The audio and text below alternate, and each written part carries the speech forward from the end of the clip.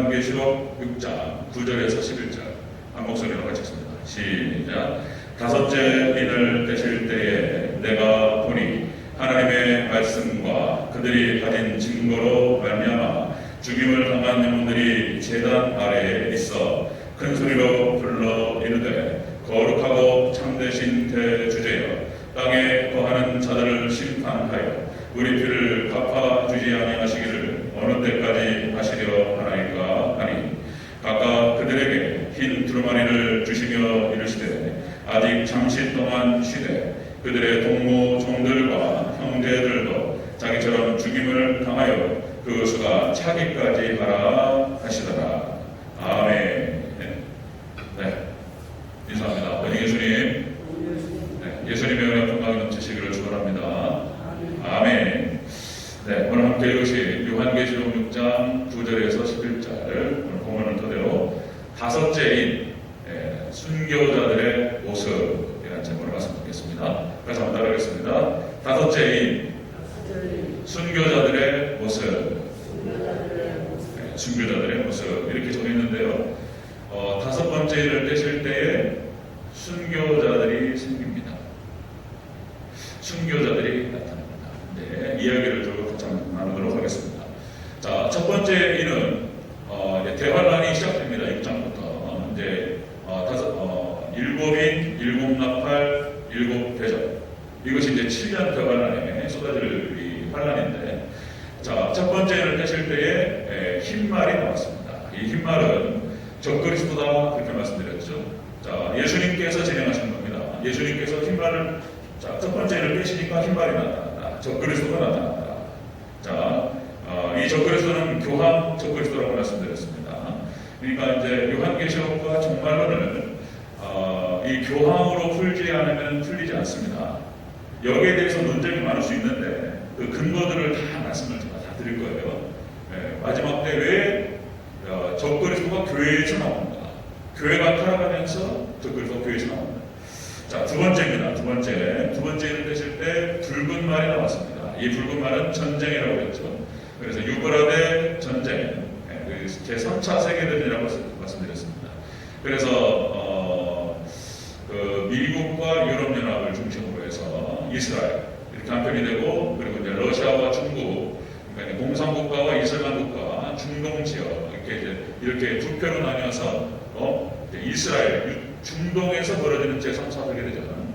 그래서 2만 명의 2억 명에서 3분의 1, 7천만 명이 죽는 대전쟁이 벌어진다. 그렇습니다. 이것이 계시록에 기록되어 있고요. 숫자가 나와요. 숫자가 그 지역도 나오고 예언되는 것입니다. 그대로 성취된다는 것입니다. 자, 둘째는 떼실 때 붉은 말, 셋째는 떼실 때 검은 말 그랬습니다.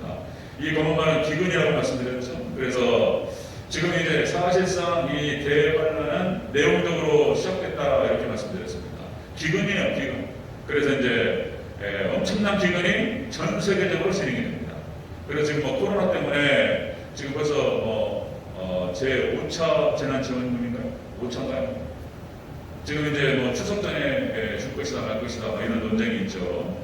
하위 소득 하위 80%만 준다. 이거 우리 홍남기 부총리 경제 그죠?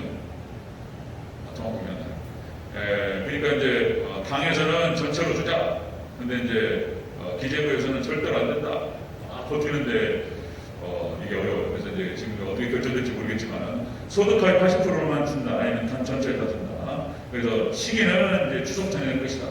어쨌든 간에 한 사람은 25만 원씩 4인 가족 기준으로 해서 한 100만 원 정도 나올 것이다. 이런 얘기예요. 자, 어쨌든 이렇게 기본소득을 주지 않으면 생활할 수 없는 그런 시대가 열린다. 이제 시작됩니다. 시작되는 거예요. 기분이. 자, 그다음에 네 번째 인이 청황색말 그랬습니다. 청황색말은 시체를 의미한다 그랬죠. 죽음이다. 그래서 땅의 4분의 1이 죽어나가는 어마어마한 일이 벌어진다. 이렇게 네 개의 인을 통해서 이렇게 해서 세 개의 인을 통해서 수많은 사람들이 죽어나가는 일이 벌어진다. 그래서 이제 시체와 죽음이 널브러지게 될 것이다. 엄청난 대환란을 얘기하는 것입니다. 자, 그런데 놀랍게 여기서 이제 하나님께서 감람류와 포도주는 해치지 마라 그랬습니다. 감람류는 주의 종을 상징하고 포도주는 성도를 상징한다 그랬습니다.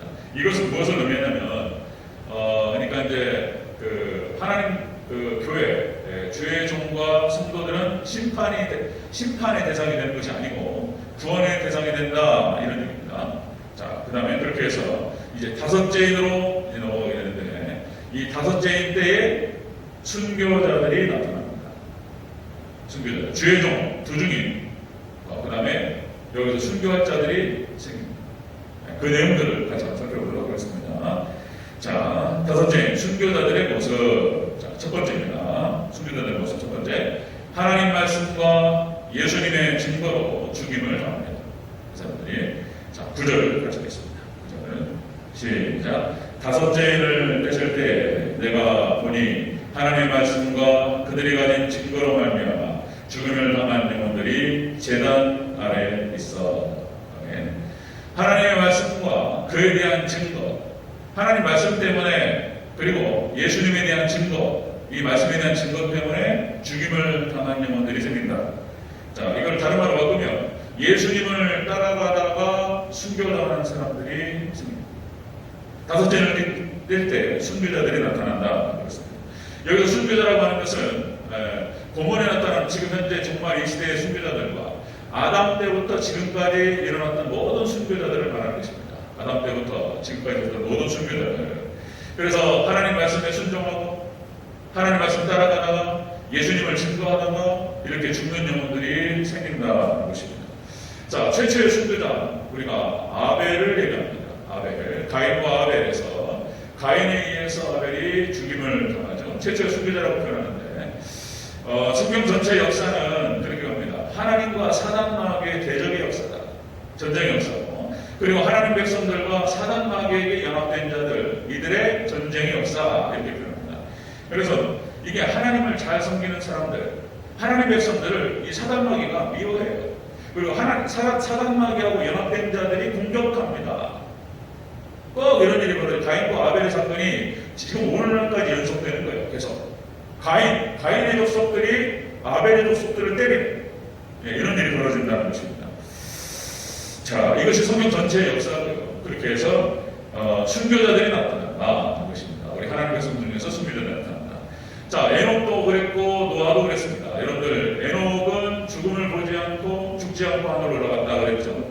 300년과 65세의 무도세가를 낳고 300년과 하나님과 동행하다가 그렇게 승천했다, 이렇게 나오는데, 여러분들 에녹이나 노아나 마찬가지로 다 죽임을 당하지는 않았지만 이 땅에 있을 때에 거의 순교자적인 삶을 살아갔던 거예요. 그래서 우리가 믿음의 길이라고 하는 것은 그런 겁니다. 십자가의 길이고 순교자의 삶이다라고 하는 것입니다. 네? 그렇게 십자가의 길을 걸어가는 것이고 순교자의 삶을 살아가는 것이다. 노아도 마찬가지죠. 노아도 상해 방주를 지으면서 십자가의 길을 걸어갔던 거예요. 네. 그리고 순교자의 삶을 살아가는 거예요. 믿음의 길이 바로 그런 거예요. 여러분, 히브리서 11장에 나타나는 모든 믿음의 선진들이 다 마찬가지예요. 십자가의 길을 걷고 그리고 순교자적인 삶을 살아가는 것이다. 히브리서 11장 36절 37절 여러분들 그렇게 기록되죠? 자, 또 어떤 이들은 조롱과 채찍질뿐 아니라 결박과 옥에 갇히는 시련도 받았으며 돌로 치는 것과 톱으로 펴는 것과 시험과 칼로 죽임을 당하고 양과 염소의 가죽을 입고 요리하며 궁핍과 반항과 학대를 받았으니 이런 사람은 세상이 감당치 못할 자다. 그들이 광야와 산과 동물과 도굴에서 유리하였느니라. 믿음의 선진들의 삶의 모습이 다 이랬다는 거예요. 당시 자신들이 살아가는 그런 환경과 상황 속에서 거의 순교자적인 삶을 살아가는 거예요. 말씀을 따라 살아간다고 하는 것, 진리를 따라가면서 살아간다고 하는 것이 역시 여러 번 말씀드렸지만 좁은 길이고 좁은 문으로 들어가는 것이다. 그게 가시밭길이고 어려운 길이에요. 대충 살면은 아무렇지도 않아요. 편하게 살고 그런 사람들은 다 그렇게 얘기하죠. 그냥 넓은 길로 그냥 다 가요. 좁은 길로 좁은 문으로 가는 사람들은 적다는 거예요. 찬연이가. 그게 진리를 따라서 예수님을 따라간다는 것이, 예수님이 어떤 길을 걸어가십니까? 예수님께서 가셨던 길이 뭡니까? 남을 위해서 십자가를 지고 피를 흘리시는 그 길이죠. 참된 예수님의 제자가 되어서 예수님을 따라간다라고 하는 것이, 그게 아무나 갈 수 있는 길이냐는 거예요. 여러분들, 하나님의 은혜가 없이는 갈 수 없는 길인 줄 압니다. 그죠? 그렇게 말씀하셔요. 예수님께서 자기 십자가를 지고 자기를 부인하고 자기 십자가를 지고 나를 따르지 않는 자는 내게 합당치 않다 그랬습니다. 지금까지 여러분들 이렇게 십자가를 지고 순교자적인 삶을 살아갔던 사람들을 통해서 우리까지 복음이 오고 우리가 영생을 얻는 줄로 믿습니다. 믿음의 선진들의 삶이 다 그랬다는 것입니다. 자, 바알에게 무릎을 꿇지 않은 남은 자 7,000명 구약 성경에서 얘기하죠. 그러면 엘리야하고 남은 자 7,000명은 얼마나 힘들었을까? 그러니까 지금 아합과 이세벨이 통치하던 시대, 이스라엘의 역사에서 가장 타락했던 시대, 믿는 자들은 다 잡아 죽이고 뭐 이런 거예요. 어떻게 버티냐 말이에요. 그냥 바알과 아세라에게 무릎을 꿇고 다 타협해버렸다는 것이잖아요.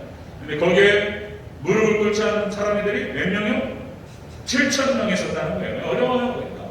거의 순교자적인 삶을 살았다는 것입니다. 그들이 남은 자, 그들이 그룹설계가 되어서 신약으로 믿음을 옮겼어요. 그랬던 모습들. 신약도 마찬가지죠.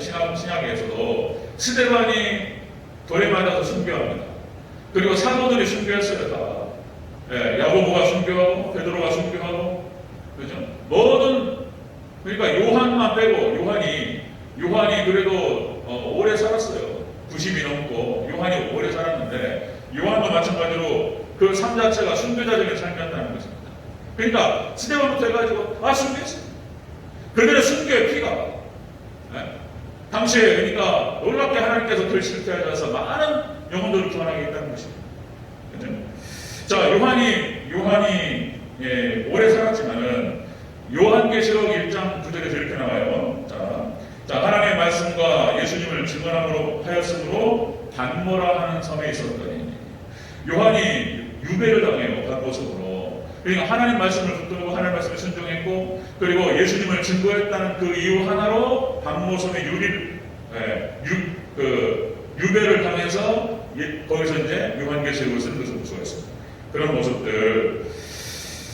자, 여러분들 히브리서 9장 27절에 그렇게 나오죠. 사람이 한 번 죽는 것은 정해진 것이요 그에는 심판이 있으니 우리가 사람으로 태어나면 다 죽죠. 다 죽습니다. 자연사하거나 사고를 당하거나 아니면 질병으로 죽거나 아니면 때로는 자살하거나 그런 일이 있으면 안 되지만 이렇게 사람은 어쨌든 간에 한 번 오면 다 죽는 것입니다. 그러나 여러분 만약 우리가 순교로 하나님께 영광 올려드릴 수 있다면 순교는 아무 이유도 허락되지 않습니다. 순교로 하나님께 영광 올려드릴 수 있다면 영광스럽고 복된 일인 줄로 믿습니다. 인간적으로 피하고 싶긴 하죠. 그렇다는 것입니다. 그래서 하나님 말씀에 순종하다가 예수님의 이름을 증거하다가 그렇게 해서 죽임을 당한다고 하는 것입니다.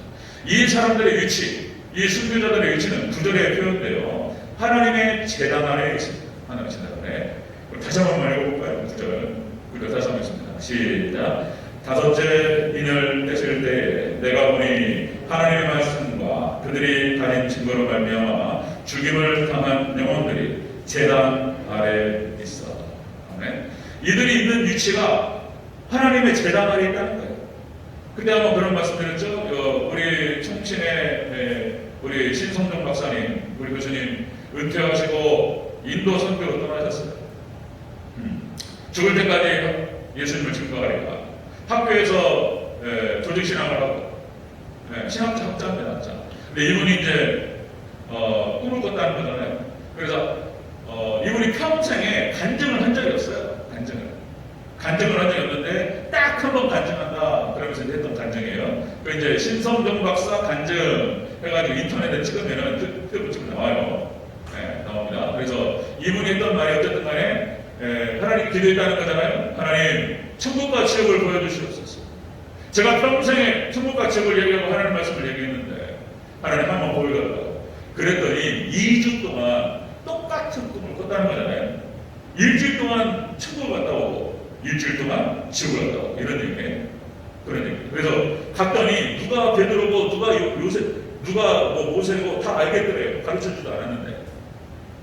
그러면서 얘기하는 결론이 뭐였냐면 하나님의 보좌가 딱 계시는데 여기서부터 쫙 앞에서부터 쭉 앉아가지고 하나님을 찬양하고 막 경배하더래요. 맨 앞에 있는 자들이 순교자들이었다는 것입니다. 그리고 두 번째 계열에 있었던 사람들이 전도자였다 이런 얘기예요. 그리고 세 번째, 네 번째 쭉 나가는데 그러면서 하늘에 가니까, 천국 가니까 순교자가 제일 큰 하나님께 존귀와 영광스럽게 되더라. 그런 얘기를 하시면서 두 번째가 전도자였다 이런 얘기를 했어요. 그리고 그 간증의 핵심이 뭐였냐면 전도 많이 하십시오. 이런 얘기를 했어요. 우리 전도 많이 하자. 그런 얘기였습니다. 그리고 당신은 인도로 선교를 떠난다. 위해서 기도해달라. 그게 마지막, 처음이자 마지막인 신성정 박사님의 간증이었어요. 그랬는데 그것이 어떻고 저떻고 막 말이 많아요. 또 뭐 간증을 해가지고 교육주의 학자가 막 그랬니 어쩌니. 그냥 우리가 그냥 은혜로 받으면 될 줄로 믿습니다. 그냥 참고하면 돼요. 참고. 아 그랬구나. 그러니까 순교자가 하늘에서 그렇게 존귀해 주더라. 이런 얘기입니다. 자, 다섯째 순교자의 모습, 순교자가 나타나는데요. 예수님을 따르다가 죽임을 당한다. 라고 하십니다. 마지막 대관람 때 일어나야 됩니다. 자, 두 번째 보겠습니다. 자, 다섯째 순교자들의 모습. 두 번째, 우리의 핏값을 갚아 주옵소서. 호소가 일어나요. 호소가. 자, 10절을 가지고 있습니다. 10절 시작. 큰 소리로 불러 이르되 거룩하고 참되신 대주제여 땅에 거하는 자들을 심판하여 우리의 피를 갚아주지 아니하시기를 어느 때까지 하시려 하나이까 하니. 아멘. 다섯째 이럴 때니까 순교자들이 나타났는데, 자, 이들이 하나님께 호소하면서 기도. 하나님, 이 순교의 피를 갚아달라. 이렇게 호소하죠. 순교자들의 호소입니다. 이걸 예수님 들으셔요. 자, 이 호소는 박해자들에 대한 심판에 대한, 그 다음에 이 순교의 피를 흘렸던 사람들에 대한 어떤 그 은혜와 축복으로 이렇게 갚아주시기를 기도하는 것이다 라는 것입니다. 자, 여러분들 창세기 4장에서 아까 말씀드렸던 가인과 아벨 사건. 자, 형 가인이 친형이었잖아요. 형제가 3명, 4명 있는 것도 아니고 딱 둘인데 형이 동생 아벨을 돌로 쳐줍니다. 이게 이제 죄로 말미암아서 그런 일이 벌어지는 거예요.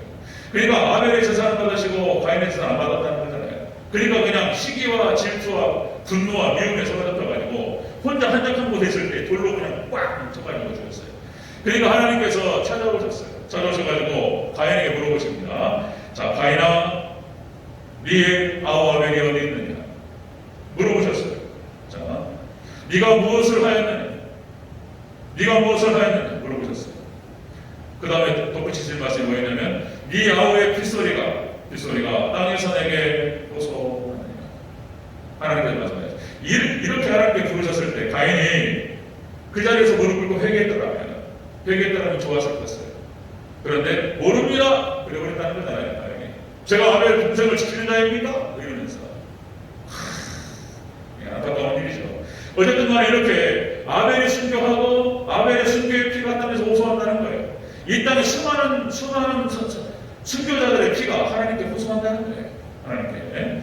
자, 믿음의, 아까 말씀드렸듯이 믿음의 선진들, 히브리 11장에 나타나는 수많은 사람들이 순교하고 그리고 순교자의 삶을 살아갔습니다. 여러분들, 하나님께서 이들에게 은혜로 갚아주실 줄로 믿습니다. 이런 거에 다 갚아주시는 거예요. 자, 여러분들, 이런 표현이 있어요. 교회는 순교자의 피를 먹고 자란다. 이게 참 이제 그러니까 교회에서만 하는 얘기예요. 뭐 이런 표현이 좀 비슷한 말로 민주주의는 피를 먹고 자란다. 그렇죠? 민주주의는 피를 먹고 자란다. 그래서 민주화되는 것은 그냥 되는 게 아니에요. 사람의 성질상, 성격상, 본질상 독재를 하게 돼 있어요. 절대로 권력을 놓지 않습니다. 자기 스스로 개혁되는 건 불가능한 거예요. 민주주의는 피를 먹고 자란다 이런 말을 하는데 교회가 그렇습니다. 교회의 성장과 교회의 자랑은 그냥 되는 게 아니고 순교의 피를 통해서 이루어진다는 것입니다. 구약에 이렇게 수많은 믿음의 선진들이 순교의 피를 흘렸고 순교자들의 삶을 살아갔습니다. 신약에 와서도 다 마찬가지죠. 서두에서 말씀드렸던 것처럼 여러분들 스데반이 순교의 피를 흘리고 사도들이 순교의 피를 흘렸습니다. 모두가 다 순교했어요. 사도 바울이 순교적인 삶을 살았고 결국 순교로 하나님께 옵니다. 참수당했어요. 참수가 뭡니까? 목이 달려들었어요. 어떻게 이럴 수 있냐? 그런데 로마가 복음화가 될 때에는 그냥 되는 게 아니었어요. 자, 사도 바울의 순교적인 삶과 순교의 피를 통해서 로마의 복음이 들어가요. 그리고 로마의 국도가 기독교가 될 때에는 그냥 되는 게 아니에요. 10대, 10대 박해라고 해가지고 로마 로마의 10명의 왕에 의해서 300년 넘게 기독교가 박해를 받았습니다. 수많은 사람들, 몇백만 명이 죽었습니다. 그냥 되는 게 아니었어요. 로마가 기독교가 될 때는 수많은 사람들이 순교의 피를 흘렸고 그 순교의 피에 의해서 사람들이 놀라운 구원의 역사가 일어났다는 것입니다. 그것뿐만이 아니죠. 여러분들 야베 특속을 통해 가지고 전 세계가 복음화되고, 자 영국과 유럽 사회가 기독교가 되면서 그것도 그냥 되는 게 아니에요. 수많은 사람들의 순교의 피를 흘렸고, 그래서 영국도 마찬가지고, 그리고 미국에 와서 이 야베 특속입니다. 그리고 그들이 전 세계로 복음을 날랐어요. 전 세계로 복음을 나누면서 우리 한국에 왔던 수많은 선교사들이 있었습니다. 이들이 그냥 전도한 것이 아니었고, 그죠? 그 말씀 드리면 여기 양화대교 옆에 있는 양화진이라고 하는 곳이 있어요. 제가 한 3번 가서 전도사님들 몇 분하고 친구들도 같이 가서 보게 되는데 그런 글귀들이 있어요. 한국인보다 한국을 더 사랑했던 사람들. 자기의 시신을 자기가 죽으면은 절대로 고국에 묻지 말고 한국에 묻는다. 이렇게 얘기했어요. 그리고 그 양화진에 무덤들이 많습니다. 그래서 이제 그 선교사님들의 시신들을 그쪽으로 옮겨가지고 그렇게 이제 그 자리를 마련했죠. 관리를 하는데, 그래서 미국 사람들 수많은 캐나다 선교사들이 우리나라 와가지고 이렇게 여기서 죽었어요. 순교표를 흘렸습니다. 그리고 여러분 한국교회도 그냥 세워진 게 아니에요. 뭐 대표적으로 주기철 목사님 얘기를 하는데, 주기철 목사님의 순교, 그리고 이름 없이 깃도 없이 순교했던 수많은 순교자들의 피를 통해서 한국교회가 세워진 줄로 믿습니다. 그 순교의 피 위에 한국교회가 성장했고, 그리고 저와 우리들 여러분들 모두에게 복음이 증거된 줄로 믿습니다. 한국교회가 강력한 이유가 뭐냐면 순교의 피 위에서 흐른다라는 것입니다. 자, 이렇게 하나님의 말씀과 예수님의 증거 때문에 이렇게 죽음당했던 여러분들. 자, 여러분들 교회가 하나 세워지는데 또 말씀드리죠. 교회가 하나 세워지는데 그냥 세워지는 것이 아니라 수많은 사람들의 수고와 눈물과 피에 의해 세워져요. 그죠? 여러분 하나님께서 갚아주실 줄로 믿습니다. 갚아주세요. 저 같은 경우는 중고등부 시절에 잘 섬겼던 것들, 그게 참 안타까워요. 그러니까 이제 교육부에서 진짜 저도 그 혜택을 받았던 사람들이에요. 우리 중고등부 선생님들이 얼마나 잘 섬겨주셨습니까? 청년들, 그죠? 그때는 그랬어요. 80년대. 그것이 그들의 기쁨이었는지, 어쨌든 간에 자기 휴가 쪼개가지고 주일날 주일 섬기는데, 저도 중고등부 하면서 얼마나 힘들었는지 한번 말씀드렸던가요? 제가 풍남동에 있으면서, 풍남동 제가 성산교에 있을 때 거기 천호동역에서 내리잖아요. 여기 내리면 풍남동을 이렇게 들어가요. 그러면 이제 재래식 시장이 있어요. 그럼 재래식 시장을 딱 건너가서 이 골목길에서 한 300명 모이는 교회였는데, 그 골목길을 들어가면서 이제 뭐 장사하는 데가 많잖아요. 오뎅 같은 거. 그때 제가 있을 때 한 오뎅 하나가 100원, 150원 뭐 이랬어요. 근데 제가 우리 고등부에도 3명 들어가지고 오뎅을 사먹이는데, 오뎅 하나가 얼마라고요? 100원, 150원. 근데 10,000원어치 먹더라고. 10,000원어치. 전도사 사례비도 얼마 안 되는데 10,000원어치 이렇게 뭐 먹자 이런 말을 무서워서 못한다니까요. 엄청나게 먹어요. 중고등부 가야 돼요. 그리고 뭐 고맙다는 일 안 해요. 선생님들이 막 자기 돈 털어가지고 막 사주고 막 이래요. 그리고 막 섬기면은요, 고맙다고 얘기 안 해요. 그런데 여러분들 하나님을 아시는 줄로 믿습니다. 중고등부뿐만 아니고, 유초등부, 중고등부 교육뿐만 아니고, 교회를 섬기는 과정에서 앞에서 섬겼던 사람들이 얼마나 많은 수고를 했는지, 하나님만 아시는 거예요. 아무도 몰라요. 여러분 하나님은 기억하실 줄로 믿습니다. 많은 그런 수고와 눈물로 인해서 교회가 세워진다는 것이죠. 자, 이렇게 박해자들의 하나님께서 박해자들을 심판하시고, 그리고 이렇게 순교의 피를 흘렸던 자들에게 은혜와 축복을 주시옵소서 이렇게 호소한다는 거예요.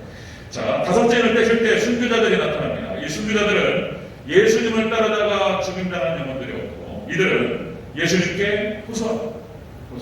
그 응답하십니다. 3번째 보겠습니다.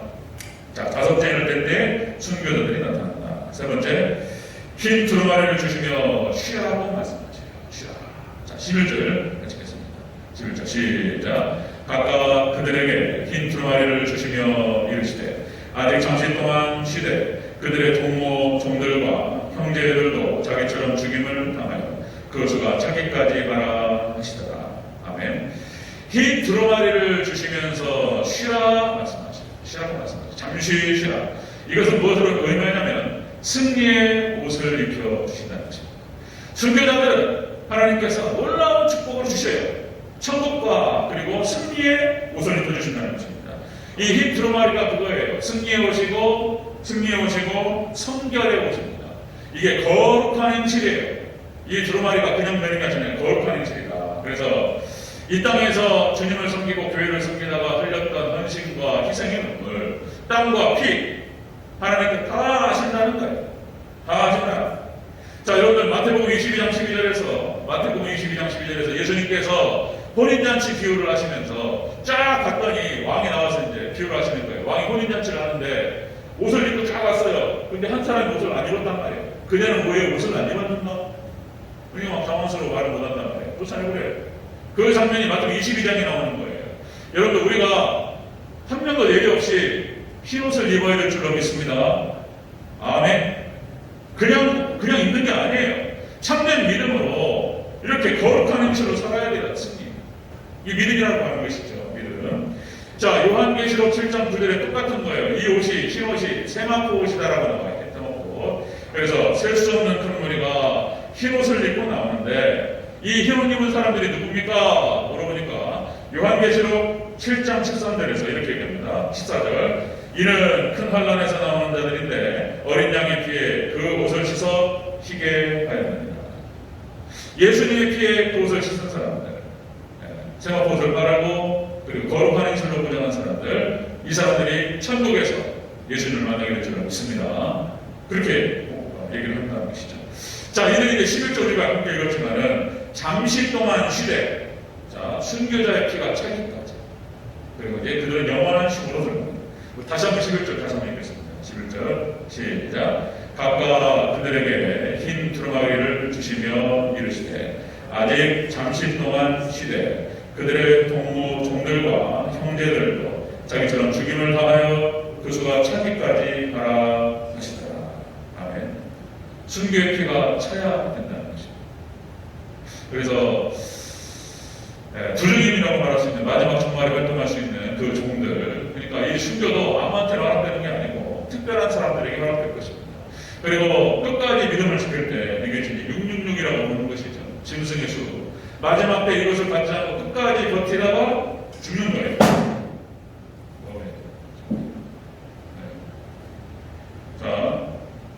자, 여러분들 잠시 동안 쉬어라. 그리고 이제 이들은 예수님께서 오셔서 모든 것을 정리하시고 그리고 이제 천년왕국으로 들어가고 영원 천국으로 들어가게 될 줄로 믿습니다. 잠시 동안 쉬어라. 이렇게 말씀하시네요. 자, 여러분들 우리 대전절교회 성도님들은 다른 거 없습니다. 여러분들 철저하게 하나님 말씀과 예수님의 증거만 붙드시기를 주여로 축원합니다. 이 사람들만 통과해요. 이 사람들 통과. 그래서 오늘 붙이려고 했는데 못 붙였네요. 하나님 중심, 말씀 중심, 교회 중심. 현수막에도 앞에서 나눴어요. 아침에 붙여놨는데 못 붙였어요. 그 다음에 이제 오직 예수님 신앙, 오직 예배 신앙, 오직 천국 신앙. 이건 방법이에요, 방법. 목표고, 그리고 이제 원리. 하나님 중심, 말씀 중심, 교회 중심. 여러분들 철저하게 하나님 말씀 붙들고 예수님을 증거하고 끝까지 승리하는 저와 여러분 되시기를 주여 축원합니다. 이거예요, 이거. 그래서 아무리 강조해도 지나치지 않아요. 우리는 또 잊어버리니까. 자, 여러분들 다른 거 없습니다. 승리할 수 있는 신앙은 여러분들 십자가 부활 신앙 같이 한번 따라하겠습니다. 십자가 부활 신앙. 십자가를 지고 십자가의 길을 걷고 순교자의 삶을 삽니다. 십자가를 지고 예수님을 따라가요. 이 십자가를 지는 사람이 부활한다는 거예요. 그 다음에 다른 거 없어요. 종말 신앙이 종말 신앙. 종말 신앙이 마지막 때, 그러니까 노아가 종말 신앙으로 승리했다는 거예요. 다니엘이 종말 신앙으로 승리해요. 초대교회가 종말 신앙으로 승리해요. 예수님 올라가실 때 내가 금방 올게. 금방 오실 줄 알았어요. 그러니까 초대교회가 승리할 수 있었던 이유가 노아가 그렇고 다니엘이 그렇고 초대교회가 그렇고 사도 바울이 그렇고 승리할 수 있었던 이유가 종말 신앙을 했어요. 예수님 오신다. 맞을 준비하면서 이 땅에서 참고 인내하면서 나가는 거예요. 마지막 집은 종말 때에 똑같습니다. 십자가 부활 신앙, 종말 신앙, 순교예요, 순교. 그래서 저도 생각하고 있어요.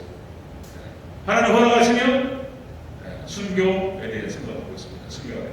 그래서 늘 기도하는 것 중에 하나가 잘 죽을 수 있도록 하나님 도와주시옵소서. 이런 생각입니다. 그렇게 해야죠. 하나님 잘 죽을 수 있도록. 이 잘 죽는다라고 하는 것은 순교 상황에서 딱 순교하는 거, 이것도 포함하고 다른 것은 평상시에 잘 죽어가는 거예요. 내가 날마다 죽노라 그런 얘기하니까. 그래서 우리 이 기도가 저의 기도뿐만 아니라 우리 모든 성도님들의 기도가 되는 줄로 믿습니다. 그렇게 기도하셔야 돼요. 지금부터 기도하셔야 돼요. 잘 죽을 수 있도록. 순교 아니면 안 돼요. 순교 신앙이 아니면 못 이겨요. 죽으면 죽으리라. 이거 아니면 신앙 못 지킵니다.